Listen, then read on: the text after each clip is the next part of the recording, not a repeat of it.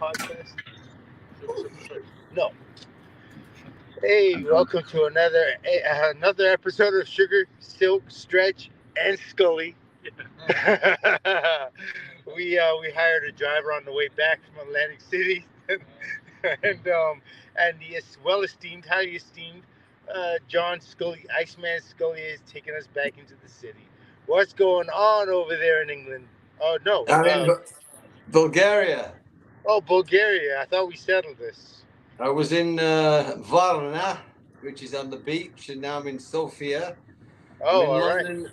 I'm in London on the 9th, and then I'm going to see Ben, King Ben, and then I'm going to go to LA on the Friday the 13th of all days to travel. Friday the 13th. He's loving this, by the way, Gary. He's loving this because I'm in the back. Yeah, no don't That's try where to you take should. away my No one thunder. puts baby in the back. Yeah, listen, you put the baby in the safety seat, yes. Yeah. And you'll notice his head on above my left shoulder. I don't know. Is that my angel or my devil? What do you think? Well, I don't know. He looks a bit dodgy, but he looks like Men in Black. Looks like you've got a hitman behind you. That's hilarious. So you saw the fight last night? I thought it was. Well, I was waiting for a fight to start happening. To be honest. Yes. Yeah. We can't say that. waiting for one to break out. So,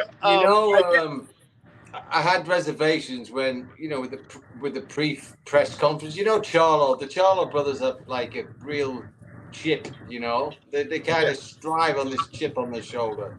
Yeah, they're cheap. And he was just so nice and respectful, and it just isn't him. And I thought, it was just a pathetic attempt at being great. Yes.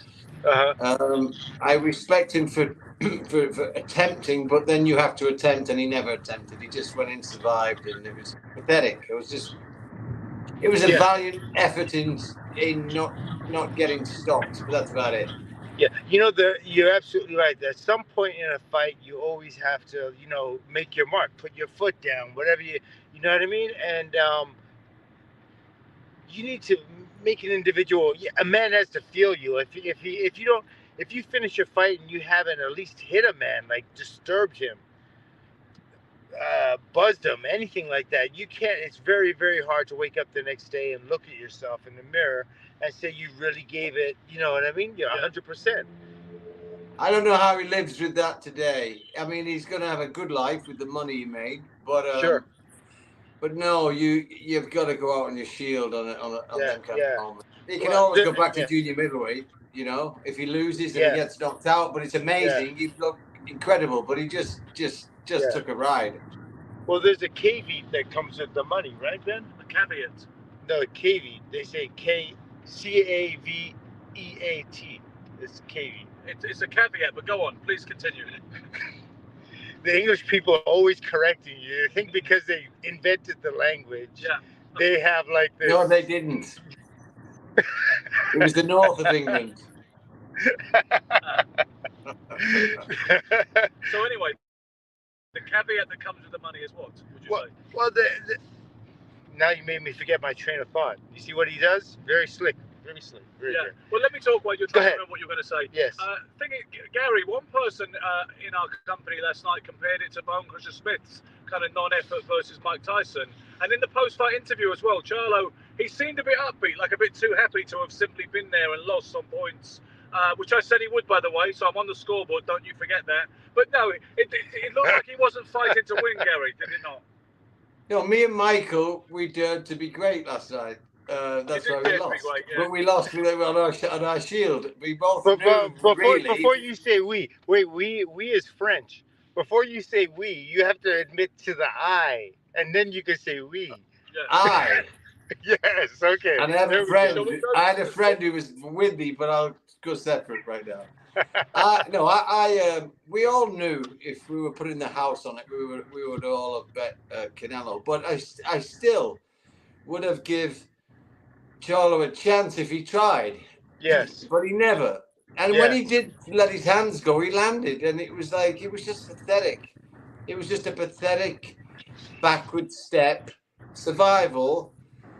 And And a very bad representation of himself. I mean, he set up the story for the hero brother now, the real 168, to have a go. And if he has a go, it may be interesting. But he doesn't seem to be any shape to do that right now. I just saw him on YouTube. He was worse than me on the podcast the other week. He was talking. I gave my brother a shot. He seemed like he was out of it. So I don't think he's in any position to fight yet, whatever he's going through. But no, it was sad. At the press conference, there was no disappointment because he showed he never thought he was going to win. So there was no real disappointment. He got what he knew he was going to get. And his victory seems to be that he lasted 12 rounds. Yeah. Well, if you know what, if you have to go out on your sword, on your shield. I'm sorry, you have to go out on your shield in order like you're gonna replay that fight over and over. As a fighter, you're gonna replay that fight over and over again in your mind every day for the rest of your life. And your children, your brothers, your mother, your father, everyone's gonna see it, and that's what's gonna define you. And that's one of the things. Like when you show that character, when you show that fire, people can respect a loss. If you try, people can respect a loss. But if you go out there without even that effort, without we paid you a ton. It's not even we paid you a ton of money. It's you just did this to yourself. The biggest fight of your life, and you can't get up for it. I mean, I don't get that. Like you get the shot. Sorry, Ben. Did he taste the power in round 1 or 2? And did that change his whole attitude towards the fight, do you think? You know what's pathetic about it? Even when he got a little slight knock, which didn't really hurt him. I mean, he may have got a little stunned, but he took a knee. He wasn't hurt. Every time he got, he took a knee. Who takes a knee for no reason? I got caught, so I thought I'd be smart and take a knee. And we all get caught. We don't take knees unless we have to take a knee, Well, it was I think that's probably something what they taught him. Like a lot of guys say, well, you're really intelligent. If you get hit, you get buzzed. You take a knee instead of getting knocked out. Maybe he just over-evaluated or was panicking. You know what I mean? Like it's a new situation for him. I'm sure he's sparred, if not fought, people that hit as hard as Canelo. He sparred for this fight. Well, wouldn't you say, John? How about John? 100%. Go ahead. What you want? You have a little insight? I'm sure. I mean, I'm sure he sparred with guys, but I think he got caught with something early he didn't like. He wasn't prepared to handle it. And the fact is, he probably had it in his head about the weight advantage, and Canelo had stopped, Kovalev, and he had these thoughts in his head. And, if you're not prepared for what's happening on the night of the fight, because before the fight, you can go through all these thoughts in your head, and you can reject some of them. But on the night of the fight, everything comes out. All the truth comes out. Yes. And I think his truth was, I'm not ready. I'm not big enough. He didn't feel ready. Right, for sure. But he did get paid enough. Now that's the esteemed John Scully, former top middleweight, super middleweight, light heavyweight contender. Everything. Do you know him, Gary? Do you know Iceman John Scully? Do you know of him? I know the name. I think I owe him money or something, maybe. He fought Michael Nunn. Yeah, he fought Michael Nunn. Henry Masquet. Wow. What weight? And sparred with incredible legends like Roy Jones. What weight? Middleweight, super middleweight. I fought Nunn at 68 and Masquet at 75. Yep. 68 and 75. Wow. Yep. And Gary had fought Chris Eubank Jr. And I remember his name. Oh, you remember? Okay. We're just introducing fighters to fighters here. Yeah. John is the only fighter I've ever known that remembers anything that happened from yesterday and back. Every single fighter down here in Atlantic City, John is our I'll tell you who their first fight was against. Exactly. No, it's immaculate. It's amazing. He's absolutely like this walking encyclopedia. Brain man. Yeah, Brain Man. That's a good one. Yeah. All right. So yes, to continue on with the fight, a lot of the fighters down there. Massive disappointment. It was just a massive disappointment for me. It was like a just complete survival, and never tried to have a fight. Even the last round, he didn't even try and have a fight. You know, it was like there was not Yeah.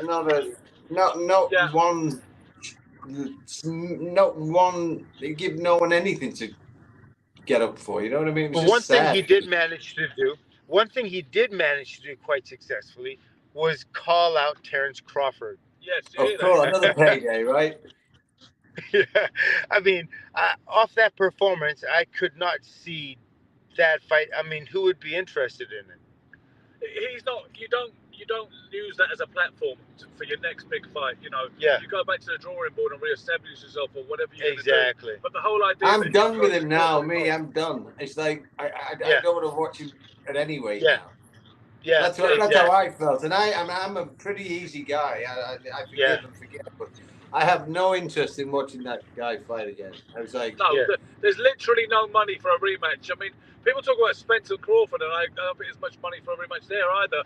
But it's not as ridiculous as that one would be. You know what I mean? Yeah. But there's no, he just dropped his value. Period. Anyway, because no one wants to watch him anymore. I mean, that's the reality of it. Yeah. He just let everybody down. He let himself down. Yes. There's nothing wrong with trying, and then you know we get beat. Like Andy says, I dared to be great. You didn't. You showed up for a fight. You didn't dare to. Why have I got this silly very hot on my screen again? That was, remember I joined the podcast last week, and I was boiling hot in a room, and he put very hot, and now it looks like I'm a Chippendale talking about myself. Does it very hot? Gary Stretch, very hot. What's very hot? It says it. There we go. Now maybe it's one of your very famous female fans. No. Is it just changed literally now? It's changed. It's just changed. I can't see what it is. How odd was that? Yeah, well noticed. How did that change? Simon is working in the background, and he must have changed it. You know. Legends. I think Simon may have a crush on you. In fact. Yeah, I doubt that very much. We can steer it back to the more kind of meat and potatoes of our kind of subject matter. That'd probably be good. I'm only the guy in the back seat today. I know that. So give me your thoughts on the fight, Ben. Did you fasten the baby seat back here? Yeah. Before we started that. We're on our way back to New York City, by the way. Iceman has given us a lift back from Atlantic City, where we've had a fantastic weekend at the Hall of Fame ceremony. Yeah. Gary, we got 2 fantastic interviews, one with Vinny Pazienza and one with Reggie Sweet Johnson, which we're going to put on the channel in the next 24 hours. I think people enjoy that. But Gary, I thought Canelo, I think Michael agreed with me, I thought Canelo looked eminently beatable last night. We know he's beatable in any case, and we know he's been beaten. But I thought Canelo didn't look anything awesome at all. His offense seems to play out on a permanent loop, the same shots, the power jab, the disguised left hook to the body, the touch and the right hook, you know. And I thought Canelo looked very somewhere shy of heroic last night as well. Well, one thing he didn't have to do, he didn't have to duck many punches, so he didn't have to show all the defensive attributes he usually shows. That's for sure. Yeah. So with the lesser offense. Yeah. Charlo gave him all the time in the world. He let him do whatever he wanted to do. Yeah. And he just didn't do much either himself. So it was he looked in good shape, Canelo. He looked good for the weight. Yeah. He looked strong. He showed a little bit more spark than the last fight. Like he may have another couple of fights in him. Yeah. But again, when you're fighting a guy who doesn't want to fight you, he had all the room in the world to do a job on this guy, and he never really stepped it up either. But you know, Gary, it's very hard having a sparring session. But it's very much like a sparring session. But one of the hardest things to do in boxing, when someone doesn't want to fight you, it's difficult. When someone doesn't want to fight you, trying to get him out the ring is impossible. It can be. Especially if they're, look, he's athletically gifted. He has the attributes. He just decided not to use them. And he decided not to use them, and he put them all in. I'm focusing on not getting hit, and that's it. And he knew that if he punched, he leaves himself for an opening because Canelo is a very adept counterpuncher, right? Yes. Yeah. So therefore, now he's not going to throw any punches. He's just going to focus on seeing Canelo's hands, make sure he doesn't get hit, don't get hit, and that's his focus. That's it. So as hard as Canelo it doesn't matter how hard Canelo works. He's not going to get him out because, you know what I mean? He's not exchanging. I don't know, Michael, but I think other fighters may have got him out last night. I think Terence Crawford would have got him out. Yeah, I think you're maybe right. I think it's not in Canelo's nature when someone is boxing that way. Canelo will go on cruise control to a degree. Yeah. He doesn't really seem to have gears, Canelo, actually, particularly. He stays at one speed, you're saying, right? Yeah, I think so. Everyone talks about this Benavidez. I think I don't rate him at all. I don't get it. So David Benavidez. I don't get it. And I've watched about 5 fights, and for me, I don't like anything he does. So I don't get it. But I could be completely missing the point. But I just don't get it. So I think if he fights Canelo, I think Canelo will beat him. But I would like to see Canelo, if he wants Sadeur to be great, to go to 60 and let Crawford come to 60, not 68, and then we have a hell of a fight. He did it for Golovkin. Why won't he do it for Crawford? I don't think they need a weight for that. I think you can do that fight. I think you can do that fight for Crawford at any weight, and I think he would do very well. Here we go again, Gary. With the weight. Oh, well, what does he have to do? Does he have to lift Canelo over his head? Like, what are you asking? Yeah, we've had these discussions in recent weeks. The silk thinks weight divisions are largely irrelevant. Iceman John Scully, you were talking about this the other day, and you said like we all said, he said they do have weight divisions for a reason, right? Oh. 100%. 100%. There's, yeah.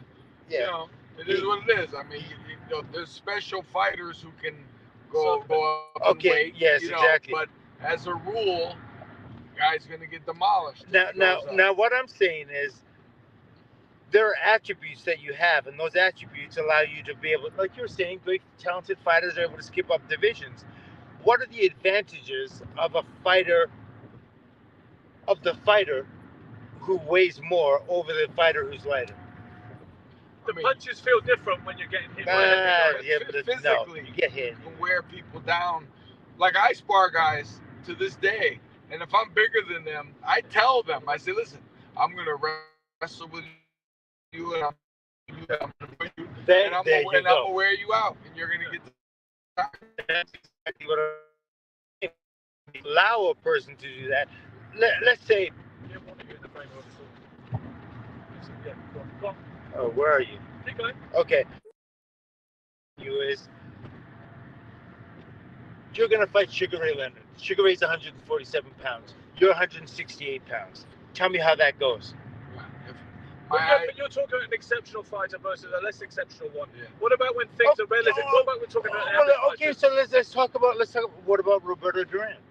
Well, Roberto Duran's another exceptional fighter. Oh my God! Why don't you talk about regular guys, like a regular light welterweight? Well, a regular guy will allow you to use your weight as an. What about Joe Calzaghe against Tyson Fury? So. Yeah, there you go. Thank you. You can't stretch it to the end of the earth. But what about Joe Calzaghe? Okay. Never lost, fights Tyson Fury. If Joe Calzaghe fights Tyson Fury. I'm going with Tyson Fury. Yeah, with all this speed advantage. Right? Okay. But Joe's the better fighter. Matter of fact, I'm betting my life on it. Yeah, close, and all my money. Yeah. What about Tyson Fury versus Manny Pacquiao? Tyson Fury, Manny Pacquiao. Tyson Fury, Terence Crawford. Tyson Fury against Roberto Duran. Are you telling me Tyson Fury is better than Duran? But now you're doing the reverse. Now you're doing exactly the reverse. You're talking about great Tyson Fury, because he's a big man, against Leonard, Duran, Hearns, Pacquiao, Crawford. If you put every exceptional fighter can't beat Tyson Fury for one reason: he's too big. Tyson boxing is about one hand, both hands hitting all you can score with are your hands, your fists. That's it.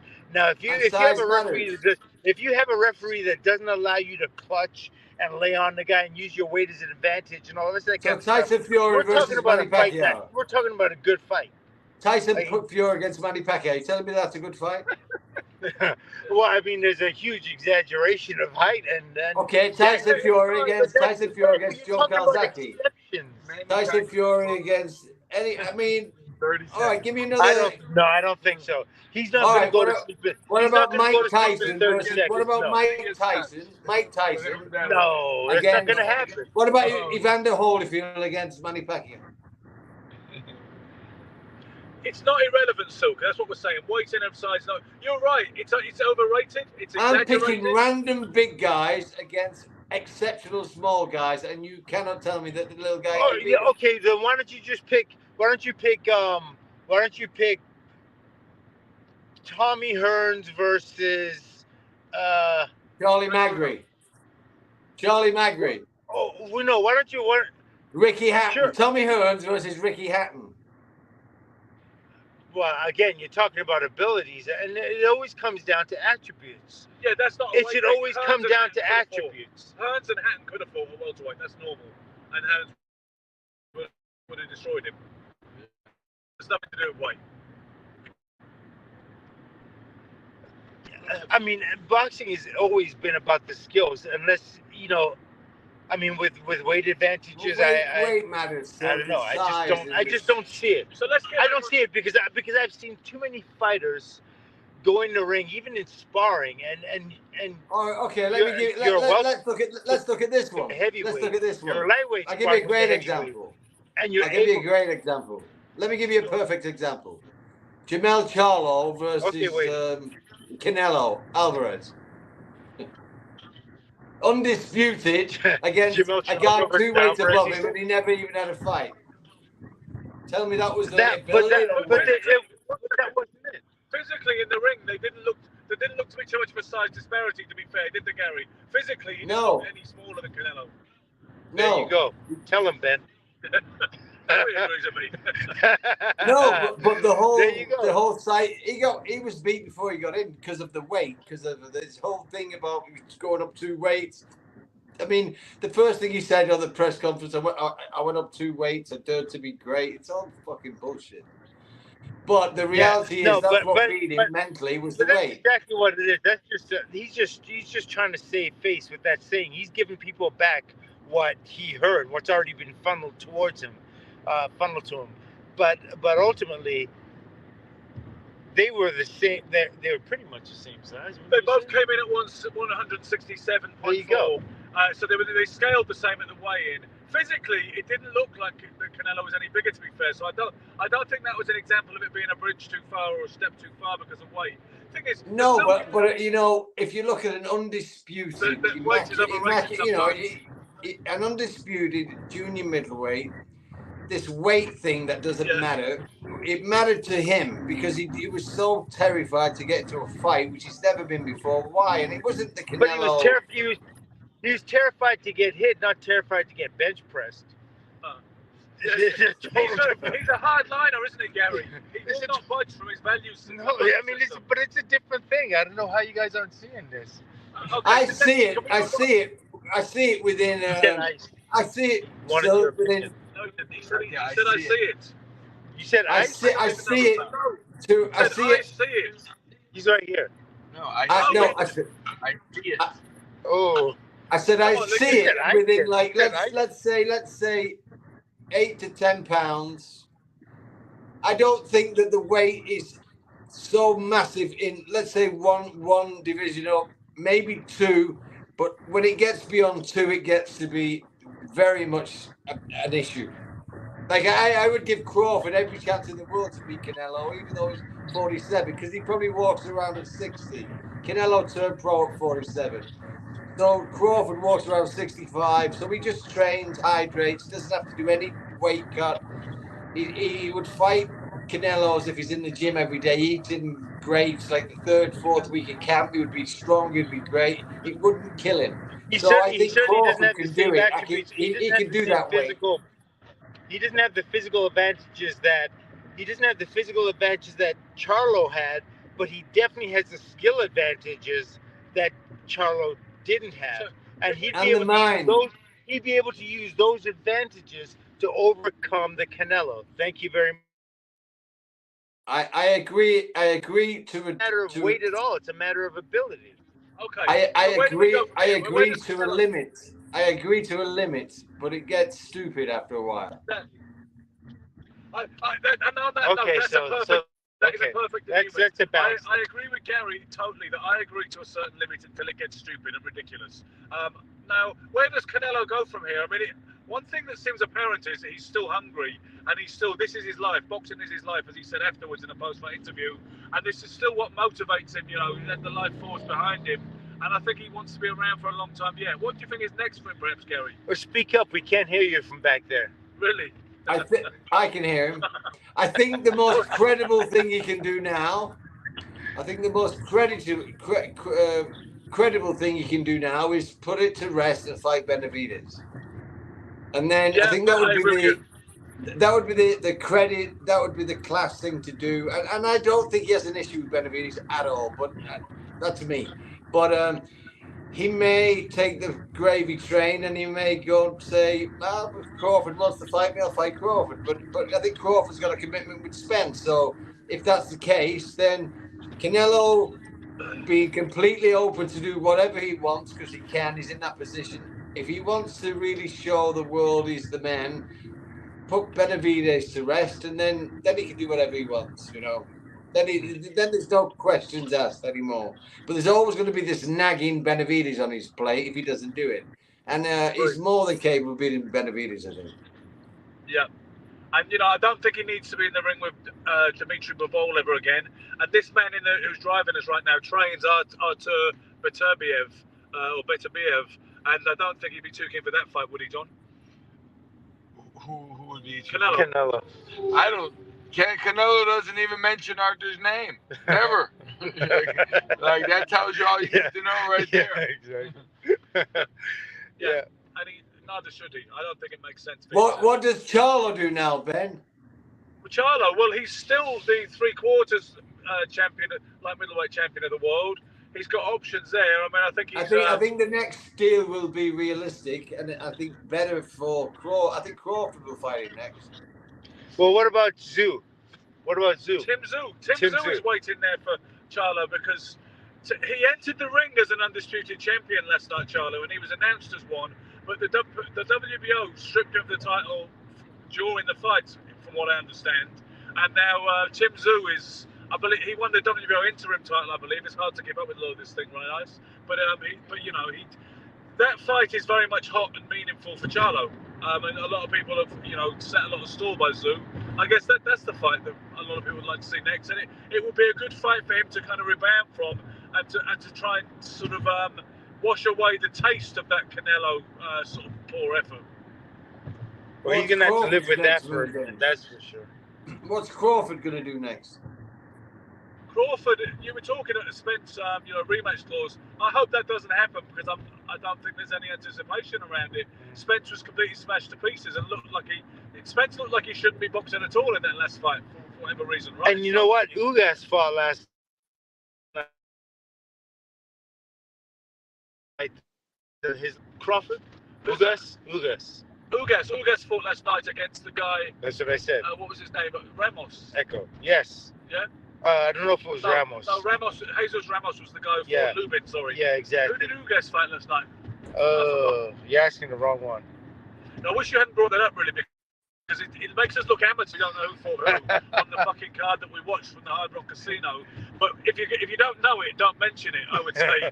Well, you're the brains of the operation. Yeah, and I'm stuck in the back seat. You know, you're leading the show because of circumstances beyond our control today. So, why is he in the back, Michael? Well, how did you get him in the back? Well, you know, just gave him his bottle, warmed the bottle up for him, put him in the back. John? Yeah. I'm there yet, though, Gary. But I can see New York City on the skyline. But are we there yet? This is yeah. Did you guys say that in England? Yeah, are we there yet? That's the kids say, I believe. Yeah. Wow. Yeah. How long's the drive? I thought that was a complete American saying, kind of. No, it's an English saying as well. So, quickly, perhaps we won't go on forever this weekend because we're in a car this particular episode. But what about Tyson Fury versus Alexander Usyk then? You wouldn't have escaped the news over the weekend, Gary, that the Ngannou thing happening on October 28th. They say they've signed it. Fury's set to earn some hideous amount, like 200 million, and the fight is supposed to be on for December 23rd or else January. Well, how much is Usyk getting? I don't know. Yeah, he gets 200 million. He'll be getting a lot. He'll be getting at least 100. Yeah. If Tyson's getting 200, it'll be 100 million and 200 versus. Yeah. It's fantastic for the sport, but Usyk's going to get a pace for the two fighters. I don't know about the sport. Yeah, Usyk gets beat in that one for sure. No, you really think so? You think Fury's going to go to his body? That's going to be it? Number one, he can't hurt Fury if Fury ties his hands behind his back. That's the first thing. So he's no chance of getting him out. When you get Deontay Wilder, can't hurt him, can't put him out. Please, Usyk doesn't have a prayer. After the last performance, complaining to the referee every 2 seconds and then taking a dive for 20 minutes with his low blow, which it may have been borderline, but it certainly wasn't in the nuts. He played it like it was in the nuts. He lost the fan, and I was such a big fan before that nonsense. So time and truth always meet, So he does have a prayer against Tyson Fury, and one thing Tyson is he's a brilliant boxer, but he's also a brilliant roughhouse. He'll do all the things that Usyk doesn't want him to do to him. He's spiteful, Tyson. So that's not going to be a good night for Usyk. I promise you. And what do you think, John? I like Fury. I still like Fury. Yeah. I think he's too long. I mean, he's too big. Too big. The reach. Usyk is a good boxer, all that tricky stuff. Yeah. But I don't think he can do that with Fury. I think Fury's too rangy for all that. I think so. Okay. And Ben? I fancied Fury before the Usyk fight, and even more so afterwards. I do think it's not just about size; it's about his coordination at that size and his attributes and his ability that Fury has.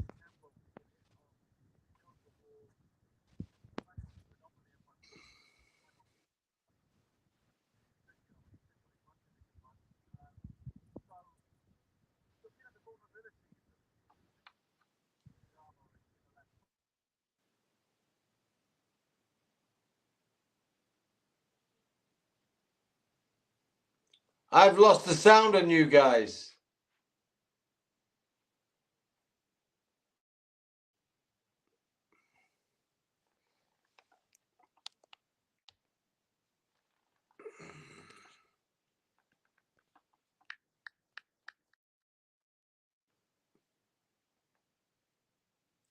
I've lost the sound on you guys.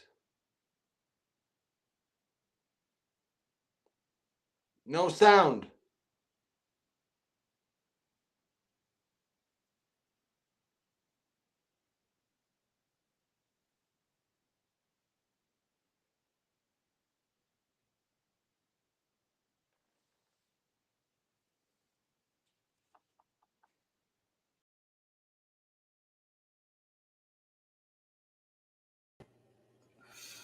You've lost your sound, you have, Michael. I don't know, when Ben was talking, the sound just cut out. You might need to go out and then come back in, that's all.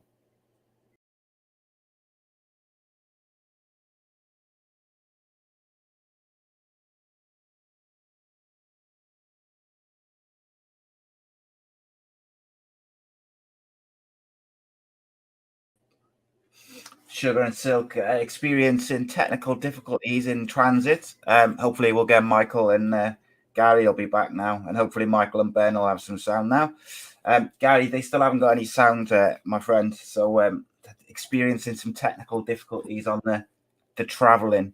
In the meantime, while they try and sort that out, are you going to take over, my friend? Yeah, I'm just going to keep going from it. I'm obviously just a host. I don't really know a great deal about boxing to a certain extent. I was just wondering, though, do you think there's any way that Usyk can find a way to... No. And, this cut into Michael's ridiculous argument and size. If I said to Michael, I was going to ask him just, Okay, Michael, who would you say is the technically better fighter, more skillful in Fury and Usyk? And he's going to say Usyk because they all say Usyk's this genius, brilliant tactician, technique. You know, he's got all these tricks, and he's a genius. Mm-hmm. The only way that Fury massive advantage is the size. I mean, it's obvious, you know. So size does matter.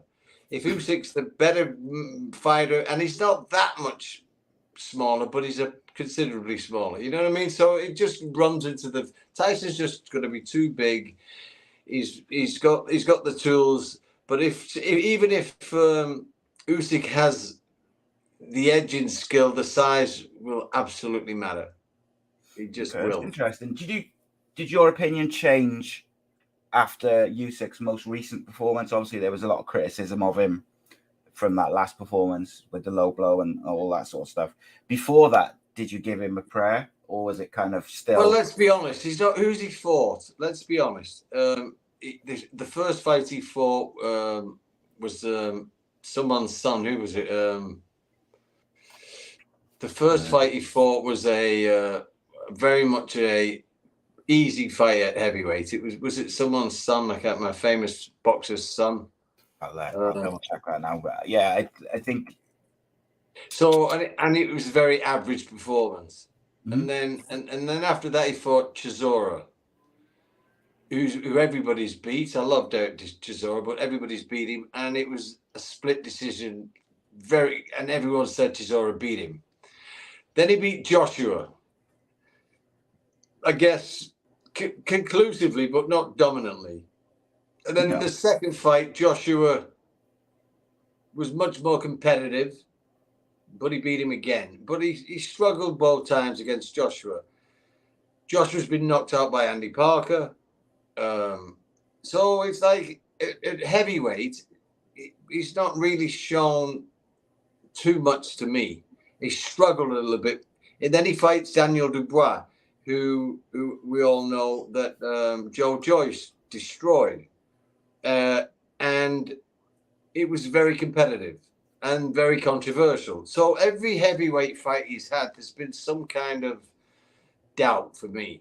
So now he's finally going to fight, if he is, a dominant premier heavyweight. And I think when that happens, Tyson Fury, you will see exactly that he's not a heavyweight, Usyk, and he shouldn't be a heavyweight. And he's not going to dominate like he did at cruiserweight with the heavyweights. No chance whatsoever.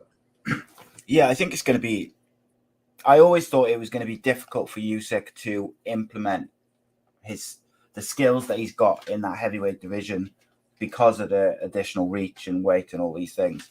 But obviously, listening to people like Michael and people who've got a lot more boxing knowledge than me, they sort of would say, that his technical skills will shine through and things like that. But to me, Tyson Fury he's such a good boxer. He doesn't move like a man who's not far off 7 foot, like he's so big, but he doesn't move like someone who's that big. His head movement and his footwork is not that of a traditional heavyweight, at least in recent times. I mean, I can only speak from experience. I know if you look at my career as a junior middleweight, I was pretty unbeaten. One loss with a cut, which I still dispute, because if you watch the fights at class of heads, it should have been a no contest. First minute, 2 minutes, whatever, bang, heads, cut, stop the fight. I was way on top against a very picked opponent, to build my career. It was not like a fight I was supposed to lose, but I don't know how they called it a loss rather than look and see it's a class of heads. But so before that, I had not lost in years, amateur and professional, at my weight. Every fight I ever had, even the fight I won on points, everybody I had over at least a couple of times. They went down, dropped them at least a couple of times. And every junior middleweight I ever fought, I either knocked out or beat on points. And when I beat them on points, I had them over. And then I fought Eubanks, and it was very different. I wasn't as effective. I felt the strength difference. I felt the weight. He was just a bigger man, and I was less effective. And he was You know, it was a completely different ball game. And I know Eubanks was a big middleweight. He fought at super middleweight. He fought at light heavyweight. I mean, when you think he was a comfortable light heavy, and then he wanted to fight Tyson at heavyweight. So, you know, when you think about it, I'm fighting a light heavyweight, and I turned professional at welterweight. So, you know, I knew when we met, you know, early in the day, we shook hands. It was like grabbing hold of a fucking melon. You know, his hand was 3 times bigger than mine, and I thought, you know, he's a bit bigger than I thought, but it mattered. It mattered, and it was the weight was important. So I know it makes a difference. I was very comfortable at junior middleweight. Just couldn't get the fights I wanted. You know, either the champions had the same promoter as me and they wouldn't put us together, or, you know, there was all the politics that take place, which was the reason I got out the game, was not because of the love of the fight game, but it was because of the politics involved. And so, you know, it's frustrating when you get to a level and then you've got to move up to get a shot at a title because you can't get at your own weight, you know. Yeah, of course. So, and I think, sorry to interrupt you, I was just going to say, No. I'm a big MMA fan, and one of the things which I often sort of talk to Ben about is that in MMA, generally speaking, the best will fight the best, and if you become just under that sort of very elite tier, you get to fight those guys. It's very rare that the fighters avoid each other, whereas in boxing, I think the thing which sometimes turns people off, certainly like maybe the casual fans, if you like, who watch the big fights and then sort of dip in and out of it, they get a bit turned off by it. Like, even, you know, we still haven't seen Fury versus Joshua all these years later, and it kind of, I think it frustrates people. So I can only imagine what it's like for a boxer who's dominating and doing well in his division, or his, you know, his sort of part of the world, or whatever it may be, and he wants to make that step up, but he can't get a fight. And then you've, like you say, you've got to move up, and then you're at a disadvantage straight away, aren't you? There's a rule that we don't talk about sparring. You know what I mean? It's like it's like an unwritten rule. We've all sparred with each other, and we don't talk about it. And I abide by that rule. But I was asked to work with a world champion in my weight who was having a defense against a southpaw, and they asked me, and I was in decent shape. I wasn't training for a fight, but I think I'd fought not too long before, and I was getting back in the gym. I was in pretty good shape, but they asked me to come in and would I do a few days because the guy couldn't get sparring, and so I went in and knocked him spark out, and it was a big issue because he had to fight, and I don't think he quite recovered, and it affected the fight. You know, he fought the fight. Again, I'm not going to get into who it was, but how frustrating is it for me knocking out the world champion at my weight in the gym, and my promoter was in the gym watching it and still couldn't get me a world title. And I'm like, well, you know, what the fuck is this? And I was not even in the best shape of my life. So, you know, it happens, and it happens for so long, and it takes you so long to get there.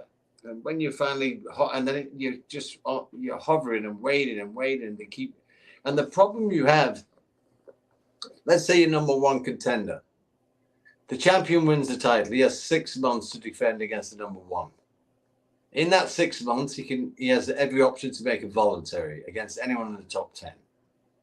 So after 6 months, mandatory fights the number one. But in that 6 months, he can pick the easiest fight he can find as it gets some money as a defense and fight number 7. But number 7 beats him. And then now number 7 has 6 months to fight the number one. So now, you know, he has any option in the top 7, 8, top 10. And he fights number 6 and gets beat. And it happens. Now he's got 6 months. And you sit around, you can forever wait for a fight. And at what point and you can't suddenly say to the new champion, you have to fight the number one, because that would give him, you know, every other champion's had 6 months to do what they want. Why suddenly? So the rules don't change, and you can be sat waiting forever. And that's the most frustrating thing. And then you've got to keep yourself busy. But if you're number one, who do you fight? Everything's just a no win. if you get beat against number 6, you're fucked.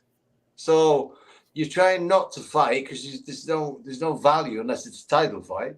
So you're sat, and you know, time was on and the frustrations, and then you think, and then people start to go to different weights, and it's crazy, and that's why I think MMA has been so successful. Is because what's amazing is the best fight the best, but they can't wait to fight each other. You know, it's like it's like the Wild West. As soon as the next big deal, everyone wants him, and he wants anyone, and they're like the best against the best against. They last they don't last a long time. Look at our boxing world champions. We've had many champions who've held the reign for years. You've not seen many MMA guys hold it for years. It's like 1 or 2 defenses, it changes. You get an exception, John Jones. You know, Ronda Rousey was the most dominant female. 1 defense, the 3rd one, done. Then Holly Holmes, she's the dominant, gets beat Nunes. Yeah. Now they all lose in the end, don't they? Yeah, John Jones is the only living dominant, you know, MMA fighter. Conor McGregor was a blaze of fire. Got beat his last 4 fights. I mean, but he keeps fighting the best. John Jones and Khabib are the 2 dominant players in the game. Other than that, everybody, it's like swings and roundabouts. The champion, and it's amazing. It's great to watch. It's exciting. You get an amazing fight, and it's changing hands, and that's why it's such a big business, because you certainly get your value for money. There is a lot of frustration when you get the boxing game with the title fights, and people get bored, and the fighters get bored. And then you get the fights eventually, but they're 5 years too late, and they're not the fights they should have been 5 years ago, like the Pacquiao Mayweather. That was a shadow of the fight. Past their prime, aren't they? And this. So, how does boxing fix that issue, do you think? Because I would imagine there must be many fighters who are in a similar situation to you, where they're, you know, top contenders, they're having to wait for title shots and things like that. Like, it must be difficult for fighters to keep their discipline during that time, you know, not drinking, not eating, the right, you know, training and things, because you get bored. You're waiting around for this one, like your title fight, which you've earned, but you've got to wait 6 months, and then if it changes hands, another 6 months. How many fighters just end up dropping out of the sport completely? And that, to me, is a problem which needs to be fixed. I just think the only way to fix it would be there's no voluntary defenses. You win the championship, you fight the number 1 first fight. Unless you've got a rematch clause, you honour your rematch if that's the case. But then number 1 fights you then. And then of course, then number 2 goes to number 1. Whoever wins that fights number 2. You know, I mean, this voluntary defense and all that stuff is, I mean, I understand you have to, you know, you've took so long to get there. You've got to try and make some money. But I mean, if you're going to be world champion, what I love about Alan Minter, good old Minter when he lost to Hagler, but I remember an interview he did. I knew Alan well; he was a mate, and but I remember him saying when he won the title, no one would fight Hagler. It was Minter's first defense, or something like that. And he said, if I'm going to be world champion, I can't sleep at night. I got to fight the best. So he fought Hagler, and we all saw what happened. But you know what the funny thing was? Minter, of all the fighters that Hagler fought, was the only guy I've ever seen hurt Hagler. He hurt Hagler in the 3rd or something. He hit him with a left hand and really rocked him. People don't even remember, but I remember he rocked Hagler, and then, you know, he got destroyed on cuts and he got beat up. But it was amazing, the fight for the first couple of rounds till Minter got cut. And he went balls out, all the balls in the world, and I had so much respect for him. And I talked to him afterwards, and I said, you know, and he said, Gary, if I'm the best in the world, I fight the best in the world. And he was an amazing man, you know. Sadly, we lost him not too long ago. I'm good friends with his son, another great boy. But yeah, the champions, you know, I don't argue with, you know, it takes so long to get the belt. They should earn some money before they lose it. So that voluntary defense thing comes in so they can at least try and get a payday before they put it all on the line again against the number 1. But yeah, it's hurting boxing at the minute, the politics. It absolutely is. So what I think I'll do, Gary, I think I'll sort of wrap it up there. Look, I appreciate you helping me sort of save things there, because the boys are in transit and traveling. I wasn't expecting to be on camera. Sunday is my evening for hiding behind the camera, but however, got to do what you got to do. And I've enjoyed talking to you, mate, and really listening to you talk about boxing is something. It's one of my favorite things to do on a Sunday evening. So appreciate your time. Well, obviously, we will be back next week, I guess. Indeed, And Friday. That'll be Friday. What are we looking at? Do you know who's fighting? I can have a quick look now. I'm not 100% sure what the schedule is this week, but yeah, obviously Sugar, Silk, and Stretch is Friday and Sunday now. So make sure you do check that out, and also you can download it via the audio side on the Sports Social Podcast Network, which is always handy to do if you're on the go, traveling, like the gentleman who fell out of contact earlier. So next week, what is it? So Lee Wood versus Josh Warrington for the WBA title, and a female fight between Terry Harper and Cecilia Brackenhus. Fantastic. But yeah, Lee Wood versus Josh Warrington. That should be a decent fight. But which you guys will talk about on the Friday, and then the Sunday will obviously be the breakdown of the fight, I would imagine. There you go. There we go. Sugar, Silk, and Stretch is missing Sugar and Silk, so we'll call it a day. And thanks again, my friend Si, for coming in. And I look forward to talking to you, seeing you next week. Indeed. Cheers, mate. See you soon. All the best.